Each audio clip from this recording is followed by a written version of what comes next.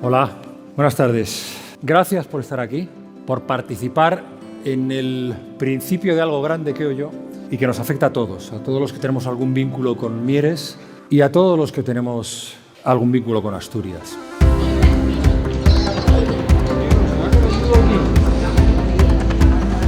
Mieres va Prestate, un proyecto que nace para convertir lo que sabemos todos que es Mieres, un lugar hermoso, vibrante, con historia, sacar Mieres de Mieres, para que la gente sepa lo que somos y lo que tenemos alrededor, compartirlo y disfrutarlo. Yo tengo la suerte de ser de aquí de la Montaña Central y es muy difícil que no vaya apegado a nosotros, ¿no? La manera de comer o de cocinar en este caso. Yo creo que actualmente vivimos en un mundo muy cambiante y también muy ilusionante. No podemos olvidarnos de todo lo que hicieron nuestras abuelas, nuestras madres, porque eso es fundamental. La gente viene a Asturias por la gastronomía, por el paisaje, por el entorno.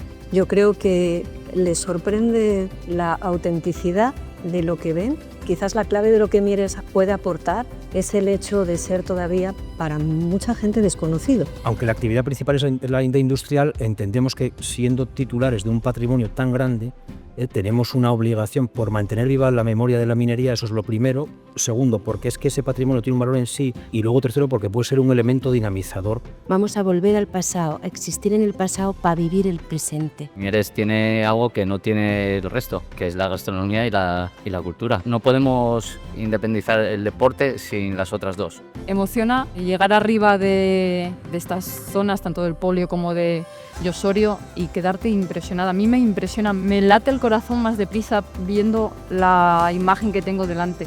No tenemos nada que envidiar a los Alpes a nivel de orografía montañosa. Tenemos desniveles, tenemos puertos accesibles, tenemos terrenos. Es un ciclismo también accesible para todos. Vamos a trabajar para que Mieres siga sorprendiendo. Estoy convencido de que vamos a conseguirlo y que todas las personas que estáis hoy aquí acompañándonos seréis orgullosas embajadoras de un concejo que quiere soñar y escribir su futuro.